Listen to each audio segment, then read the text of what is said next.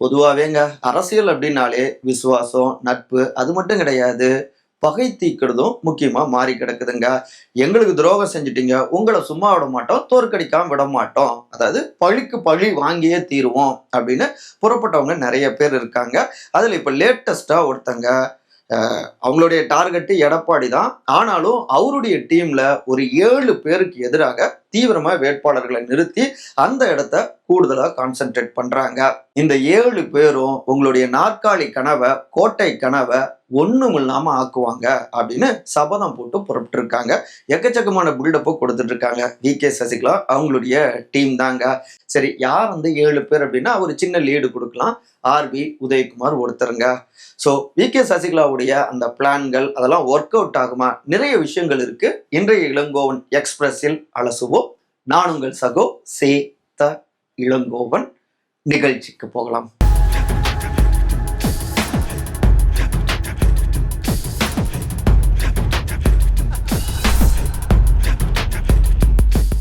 RP. உதயகுமாருக்கு Nachiyar வெடி.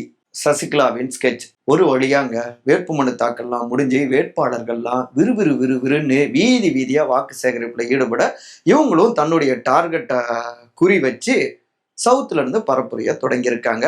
நம்முடைய முப்பாட்டன் முருகன் நம்மளையெல்லாம் கைவிட மாட்டாரு, அவரை நம்பி நான் களத்துல இறங்கியிருக்கேன் அப்படின்னு திருப்பரங்குன்றம் முருகன் கோயில இருந்து ஏப்ரல் 7ஆம் தேதி மாலை 4 மணிக்கு தன்னுடைய பயணத்தையும் தொடங்கியிருக்காங்க. அனைத்திந்திய புரட்சி தலைவர் மக்கள் முன்னேற்ற கழகம். எவ்வளவு பெரிய பேருங்க, திருமதி வி.கே. சசிகலா. அவங்களுடைய ஒரே டார்கெட் எல்லோருக்கும் தெரிஞ்சதுதான். அதிமுகவுடைய பொதுச் செயலாளர் திரு எடப்பாடி பழனிசாமி அவரு ஆட்சி பொறுப்புக்கு வந்துடக்கூடாது, அவர் தோல்வி அடைஞ்சாதான் தன்னுடைய அஜெண்டா நிறைவேறும். இதுதான் வி.கே.எஸ் உடைய ஒற்றை சபதம். ஒருங்கிணைந்த அதிமுக இப்படின்னு பல விஷயங்கள் இருக்கு. அந்த வகையில தான் ஒரு 90க்கும் மேற்பட்ட தொகுதிகளில் மட்டும் வேட்பாளர்களை அவங்க நியமிச்சிருக்காங்க. ஏற்கனவே சில காணொலிகள்ல ஒரு குறிப்பான சில தொகுதிகளை மட்டும் கையில எடுத்து அங்க அதிமுகவுக்கு எதிராக களமாட போறாங்க அப்படின்னு நம்ம குறிப்பிட்டிருந்தோம். ஒரு சிறு நினைவூட்டல். அதுல முக்கியமா பார்த்தோம்னா இவங்கெல்லாம் வேட்பாளர்கள் ஆக வாய்ப்பு இருக்கு அப்படின்னு சில லிஸ்ட் நம்ம வெளியிட்டிருந்தோம். ஏறக்குறைய அவர்கள் தான் வேட்பாளர்களாகவும் அறிவிக்கப்பட்டிருக்காங்க. ஒரு சிறு நினைவூட்டல்ங்க. இங்க வி.கே.எஸ் போலவே அங்க நார்த்ல வட தமிழ்நாட்டுல தன்னுடைய மகனுக்கு பாடம் புகட்டணும் அப்படின்னு தான் பாமகவுடைய நிறுவனர் தலைவர் மருத்துவர் ஐயா திரு ராமதாஸ் 2 பேருமே கூட்டணி அமைச்சிருக்காங்க. 5 முனை போட்டியாகவும் களம் இருக்கு. அதுல தொகுதி உடன்பாட்டில் பார்த்தோம்னா சில தொகுதிகளில், அதாவது மயிலாடுதுறை உதாரணம் எடுத்துக்கிட்டோம்னா 2 பேருமே வேட்பாளர்களை நியமிச்சிருந்தாங்க. அதுக்கப்புறம் சில தொகுதிகளில் வி.கே.எஸ் டீம் வாபஸ் வாங்கிட்டாங்க. மருத்துவர் ஐயா எவ்வளோ அனுபவம் வாய்ந்தவர், அவருக்கு மரியாதை கொடுக்கும் வகையில் அவங்க கேட்டுக்கிட்டாங்க அப்படின்னு ஒரு 3 தொகுதிகளில் நாங்கள் வேட்பாளர்களை வாபஸ் வாங்கிட்டோம். மயிலாடுதுறை, விருதாசலம் போன்ற தொகுதிகளில். இதுவே உங்களுக்கு உணர்த்தும் நாங்கள் எந்த அளவுக்கு எங்களுடைய துரோகிகளுக்கு பாடம் புகட்டணும் அப்படிங்கிறதுல உறுதியாக இருக்கும்னு சில விஷயங்களை நம்மகிட்ட பகிர்ந்துக்கிறாங்க. அந்த வகையில தான் சவுத் திருப்பரங்குன்றத்துல இருந்து முதற்கட்டமாக சவுத் முழுக்க பரப்புரை செய்யறாங்க. அடுத்த கட்டமாக வட தமிழ்நாட்டிலும் சில தொகுதிகளில் பரப்புரை செய்யறாங்க. இப்படி ஒரு 90க்கும் மேற்பட்ட தொகுதிகள்னாலும் கூட குறிப்பாக ஒரு 10 தொகுதிகளில் அதிக அளவுல தென்னந்தோப்பு அவங்க சின்னத்தை தூக்கிட்டு அவங்களுடைய கேடர்ஸ் எல்லாமே பட்டி தொட்டி எங்கோ பரப்புரை செஞ்சுக்கிட்டு இருக்காங்க. இதுவே ஏதோ செய்தியை உணர்த்துற மாதிரி இருக்கே அப்படின்னு விசாரிச்சா, ஆமாங்க, பழனிசாமியுடைய நம்பிக்கையாக இருக்கக்கூடிய, குறிப்பா சவுத்துல அமமுக இருக்கு, பாஜக இருக்கு, திரு நயினார் நாகேந்திரன் இருக்காரு. இந்த நம்பிக்கையில தான் ஆட்சி கனவோடு வராரு. அவருடைய நம்பிக்கையான தளபதிகளையே தோற்கடிக்கணுங்கிறது தான் எங்களுடைய முதற்கட்ட அஜெண்டா, எங்களுடைய சசிகலாமுடைய அஜெண்டா. அந்த வகையில முதல்ல எடுத்துக்கிட்டோம்னா திருப்பரங்குன்றம் வச்சுக்கோங்களேன். அங்க யாரு? திரு ராஜன் செல்லப்பா. தோற்கடிக்கவே முடியாதுன்னு நினைச்சிட்டு இருக்காரு. நாங்க தோற்கடிச்சு காட்டுறோம் அப்படின்னு எங்களுடைய மமுக சார்பாக திரு தனபாண்டியன் அவரை நாங்க வேட்பாளராக நியமிச்சிருக்கோம். அவர் நல்ல செல்வாக்கானவர், நல்ல பொருளாதார பலம் இருக்கிறவர், எல்லோரிடமும் எளிமையா பழகக்கூடியவர். ஏற்கனவே தேமுதிகல இருந்திருக்காரு, 3 முறை போட்டி போட்டிருக்காரு. 2009 திருமங்கலம் அந்த இடைத்தேர்தலில் அவரு தேமுதிக சார்பாக போட்டியிட்டவர். நிச்சயமா இந்த ரேஸ்ல ராஜன் செல்லப்பா ஈஸியா வெற்றி பெற்று விட முடியாது. காரணம் திரு தனபாண்டியன்க. இன்னொரு பக்கம் எங்களுடைய டார்கெட் முழுக்க திருமங்கலம். புரிஞ்சிருப்பீங்க, அவரே தான் திரு ஆர்.பி. உதயகுமார். பழனிசாமியோடைய முக்கிய தளபதி போல சவுத்து முகமாக தன்னை காமிச்சிட்டு இருக்காரு இல்லையா? அந்த தொகுதியிலேயே அவரை படுதோல்வி அடைய வைக்கவே எங்களுடைய வி.கே.எஸ் இறக்கிவிட்ட வேட்பாளர் தான் ஜீவிதா நாச்சியார் அவர்கள். நல்ல செல்வாக்கு மிக்கவர். நாச்சியார் குரூப்ஸ் இந்த சவுத்துல பெரிய அளவுல இருக்காங்க. மதுரை சுத்து வட்டாரத்துல குறிப்பா இளைஞர்களுக்கு அதிக அளவுல பல விஷயங்கள், நலத்திட்டங்கள், போட்டிகள் நடத்துவது, இப்படி இளம் வாக்காளர்கள் கிட்ட நல்ல செல்வாக்கு மிக்கவங்க தான் ஜீவிதா நாச்சியார் அவர்கள். வழக்கறிஞரா இருக்காங்க, சமூக சேவையில முக்கியமானவங்களா இருக்காங்க. அது மட்டும் இல்லாம ஆர்பி உதயகுமார் அதிக அளவுல வாக்குகள் வாங்குவது தன்னுடைய கோட்டைன்னு எதை நினைச்சிட்டு இருக்காருன்னா, இந்த திருமங்கலத்துல கள்ளுப்பட்டி அந்த ஏரியாவை தான். அந்த ஏரியாவிலேயே செல்வாக்கானவங்க தான் ஜீவிதா குரூப்ஸுங்க.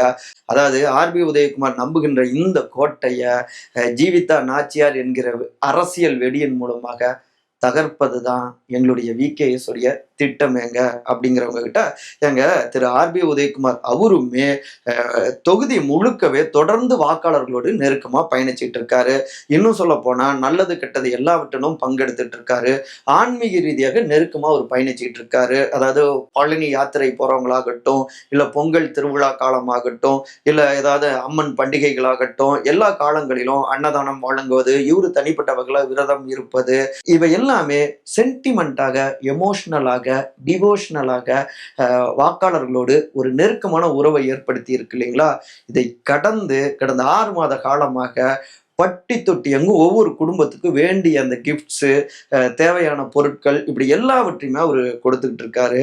அப்படி இருக்க ஒரு செல்வாக்கான ஒருத்தரை எப்படிங்க வீழ்த்த முடியும் அப்படிங்கிற அங்க தொகுதியோடைய கேள்விகளை முன் வச்சோம். இல்லைங்க, ஜீவிதா நாச்சியார் குரூப்ஸ் அவங்களுமே அதுக்கு இணையானவங்க தான். எல்லா பக்கமும் மக்களோடு நெருக்கமா பயணிச்சிருக்கிறவங்க. பல வேண்டிய உதவிகளை, பரிசு பொருட்கள் உள்ளிட்ட எல்லாவற்றையுமே பண்டிகை காலங்களில் அவங்களும் கொடுத்துருக்காங்க. அது மட்டும் இல்லாம சமுதாய ரீதியாக அவங்களுக்கு தனித்த செல்வாக்கு இருக்கு. அந்த சமுதாய வாக்குகளை ஆர்பி உதயகுமாரும் நம்புறாரு. அங்கதான் பெரிய வேட்டு ஜீவிதா நாச்சியார் குரூப்ஸ் வைக்கிறாங்க. எந்த அளவுக்கு ஆர்பி உதயகுமார் அவங்க டீம் அலறி போயிருக்காங்க அப்படின்னா, தொடக்கத்துல இங்க வேட்பாளர்கள் தேர்வு நடந்துட்டு இருக்கிறப்ப ஆர்பி உதயகுமார்ட்டே இருக்கிற சிலர் நாங்க அங்க இல்ல, உங்க டீம்ல சேர்ந்துக்கிறோம், எங்களுக்கு வாய்ப்பு கொடுங்க அப்படின்னா பேசினாங்க. பின்னாடிதான் நாங்க புரிஞ்சுக்கிட்டோம். அதாவது இங்க அவங்க ஆட்களை உள்ள வர வச்சு டம்மி வேட்பாளர் மாதிரி போட்டு ஆர்பி உதயகுமாரை வெற்றி பெற வைக்கலான்னு திட்டமிட்டு இருந்தாங்க. இதெல்லாம் புரிஞ்சுட்டு தான் தொடக்கத்திலேயே எங்களுடைய விகேஎஸ் ஆஃப் பண்ணிட்டாங்க. இப்ப ஜீவிதா நாச்சியார் தீவிரமா எல்லா பக்கமும் பட்டி தொட்டி எங்கும் பரப்புரை செஞ்சுட்டு இருக்காங்க. நிச்சயமா ஆர்பி உதயகுமாரை வெற்றி பெற வைக்க மாட்டாங்க எங்களுடைய ஜீவிதா நாச்சியார் அப்படின்னு மூச்சு விடாம எக்கச்சக்கமான புல்டப்புகளை கொடுத்துட்டு இருக்காங்க விகேஎஸ் டீம்ங்க. இதுல முக்கியமா பார்த்தோம்னாங்க, திமுக கேண்டிடேட்டான திருமங்கலத்துல திரு மு மணிமாறன், திருப்பரங்குன்றத்துல திருமதி எஸ் கிருத்திகா தங்கபாண்டி, இவங்கெல்லாம் ஹாப்பிங்க. ஏன்னா இறங்கி சமுதாய ரீதியிலாக இந்த வேட்பாளர்களை டார்கெட் பண்றாங்க இல்லையா? முக்குளத்தூர் சமுதாயத்துல இந்த 2 பேரும் வாக்குகள் பிரியறப்ப இன்னொரு பக்கம் திமுகவுடைய வெற்றி உறுதியாகிடும் அப்படின்னு நம்புறாங்க. உதாரணமா சொல்லணும்னா, திருமங்கலத்துல போன முறை வெறும் 14,087 வாக்குகள் வித்தியாசத்துலதான் ஆர்பி உதயகுமார் வெற்றி அடைஞ்சாருங்க. திருப்பரங்குன்றம் எடுத்துக்கிட்டோம்னா 29,489 வாக்குகள்ங்க. ஆனா போன முறை சிபிஎம் மார்க்சிஸ்ட் கம்யூனிஸ்ட் கட்சிக்கு அந்த தொகுதியை ஒதுக்கியிருந்தாங்க. இப்ப நேரடியா திமுகவே வருவதால இப்ப சசிகலா அவங்களுடைய டீம் இறங்கி இவங்களை மட்டுமே டார்கெட் செய்யறப்ப அந்த வாக்குகள் சிதறனா நிச்சயமா திமுக வெற்றி அடைஞ்சிரும் அப்படின்னு இவங்க கணக்கு போட்டுக்கிட்டு இருக்காங்க. இதுல கூடுதலாகவும் இந்த தொகுதிகளுக்கு அதிமுக எதுவுமே செய்யல அப்படின்னு தீவிரமா இப்ப பரப்புரை செஞ்சிட்டு இருக்காங்க டிஎம்கே சைட்லயும். இதுக்கு அடுத்து பார்த்தோம்னா உசிலம்பட்டி தொகுதி, அங்க சசிகலா அவங்க டீம் சார்பாக சிட்டிங் எம்எல்ஏ திரு ஐயப்பன், அதிமுகல இருந்து முன்னாள் முதலமைச்சர் திரு ஓ பன்னீர்செல்வம் அவரோட நெருக்கமா இருந்து அப்புறம் திமுக போய் அங்க உசிலம்பட்டி தொகுதி கிடைக்கல அப்படின்னு ஒண்ணு இப்ப விகேஎஸ் அவங்களுடைய டீம்ல இணைஞ்சிருக்காரு. அவர் தான் வேட்பாளர். அங்க அதிமுகல பார்த்தோம்னா செல்வாக்கானவர் பின்னாடி அமமுக போய் கணிசமான வாக்குகள் 50,000க்கும் மேற்பட்ட வாக்குகள் பெற்று மறுபடியும் அதிமுக வந்த திரு மகேந்திரன். உசிலம்பட்டியும் டஃப் ஃபைட்டா இருக்கும். அங்க ஐயப்பனை பொறுத்த வரைக்கும் அந்த தொகுதிக்கு நிறைய நலத்திட்டங்களை கொண்டு வந்திருக்காரு. தொடர்ச்சியாக மக்களோடு பயணிச்சிருக்காரு. இதெல்லாம் பாசிட்டிவா இருக்கும்னு நினைக்கிறாங்க. அதை கடந்து டெல்டா மாவட்டங்களுக்கு அடுத்தபடியாக விகேஎஸ் உடைய நெருக்கமாக, அதாவது எங்க ஊர் பொண்ணு, எங்க வீட்டு பொண்ணு அப்படின்னு உசிலம்பட்டியில ரொம்ப க்ளோஸா பேசுறவங்க நிறைய பேர் இருக்காங்க. ஸோ ஒரு வகையில சசிகலா அவங்களுடைய ஓன் தொகுதி போலவும் உசிலம்பட்டியை அவங்க பாக்குறாங்க. ஸோ இவை எல்லாமே மகேந்திரனுக்கு டஃபா இருக்கும் அப்படின்னு நம்புறாங்க விகேஎஸ் டீம்ங்க. இதற்கு அடுத்து முக்கியமான தொகுதி விராலிமலை தொகுதி. முன்னாள் சுகாதாரத்துறை அமைச்சர் திரு சி விஜயபாஸ்கர் அவருடைய தொகுதிங்க. அவருமே பரப்புரையில பார்த்தோம்னா தன்னுடைய குடும்பத்தோடு வந்து வீதி வீதியா பரப்புரை செஞ்சுட்டு இருக்காரு, வாக்கு சேகரிப்புல ஈடுபட்டு இருக்காரு. அது காரணம் எங்க வேட்பாளர் எங்க டீம் தாங்க அப்படின்னு கிளைம் பண்ணிக்கிறாங்க அஇஅதிமுக மமுக டீம்ங்க. இங்க விராலிமலையில படித்த பட்டதாரி, மாஸ்டர் டிகிரி முடிச்சிருக்காங்க கார்த்திகா அவர்கள், எம்எஸ்சி முடிச்சிருக்காங்க, பிஹெச்டி படிக்கிறாங்க. அவங்க களத்துல இறங்கி அந்த குட் புக்ல, மக்களுடைய குட் புக்ல இடம் பிடிச்சி இளம் வாக்காளர்களை டார்கெட் பண்றாங்க. ஸோ அவங்க டஃப் ஃபைட் கொடுக்கறதாலேயே தன்னுடைய வெற்றி பறிப்போயிடக்கூடாது அப்படின்னு குடும்ப ரீதியாக களத்துல இறங்கியிருக்காரு விஜயபாஸ்கர் அவர்கள். போன முறை விராலிமலையில 23,598 வாக்குகள் தான் வித்தியாசம். அந்த வாக்குகளை சசிகலா டீம் இட்டு நிரப்பிட்டா அப்புறம் தன்னுடைய வெற்றி பறி போயிடும் இல்லையா, அதனாலதான் வேகம் காட்டுறாங்க அதிமுகவினர் அப்படின்னு இந்த தகவல்களை பகிர்ந்துக்கிறவங்க ஏனைய 3 தொகுதிகள் குறித்து பேச தொடங்குறாங்க. சாத்தூரில் நயினார் நாகேந்திரன் சசிகலா வைக்கும் செக். அவருடைய சொந்த கோட்டை தாங்க. திமுகவோட கூட அவங்க கூட்டணி கட்சியினருக்கு அந்த தொகுதியை ஒதுக்கிட்டாங்க, எஸ்டிபிஐ திரு முபாரக் அவருக்கு. ஆனாலும் முன்னாள் உணவுத்துறை அமைச்சர் ஒரு இடம் விடாம மூச்சு வாங்க எல்லா பக்கமும் அவங்க டீம் பரப்புரை செஞ்சுக்கிட்டே இருக்காங்க. காரணம் வேற ஒன்றும் இல்லை, எங்க டீம் தாங்க. வெள்ளாளர் முன்னேற்ற கழகத்தை சார்ந்த திரு அண்ணா சரவணன் அவர்களுக்கு நாங்க வாய்ப்பு கொடுத்துருக்கோம் அப்படிங்கிறாங்க திருமதி விகேஎஸ் அவங்களுடைய டீம்ங்க, சசிகலா அவங்களுடைய டீம்ங்க. ஏன்னா போன முறை வெறும் 4,424 வாக்குகள் வித்தியாசத்துல தான் நன்னிலத்துல வெற்றி அடைஞ்சாரு காமராஜ் அவரு.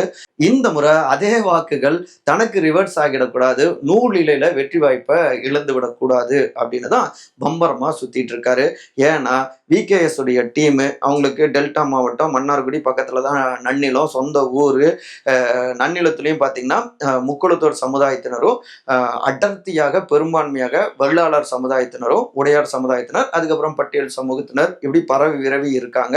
ஸோ அண்ணா சரவணன் அவர்கள் மூலமாக தன்னுடைய வெற்றி பாதிப்படைஞ்சிருமோ அப்படின்னு தான் பதறிக்கிட்டு பம்பரமா சுத்திக்கிட்டு இருக்காரு நன்னிலம் காமராஜ் அப்படிங்கிறாங்க இந்த ஊர்க்காரங்க, உள் விவகாரங்களை அறிஞ்சவங்க. இன்னொரு பக்கம் பார்த்தோம்னா பக்கத்து தொகுதி மன்னார்குடி. இங்க என்னப்பா அப்படின்னு கேட்டா, இங்க தன்னுடைய சகோதரி மகனுக்கு தோல்வியை பரிசா கொடுக்கணும் அப்படின்னு தாய் மாமா சபதமே போட்டிருக்காரு. ஓப்பனா சொன்னோம்னா அமமுகவுடைய பொதுச் செயலாளர் திரு டிடிவி தினகரன் அவரை தோற்கடிக்கணும் அப்படின்னு விகேஎஸ் அவங்கள விடவே திரு திவாகரன் தீவிரமா இறங்கியிருக்காரு.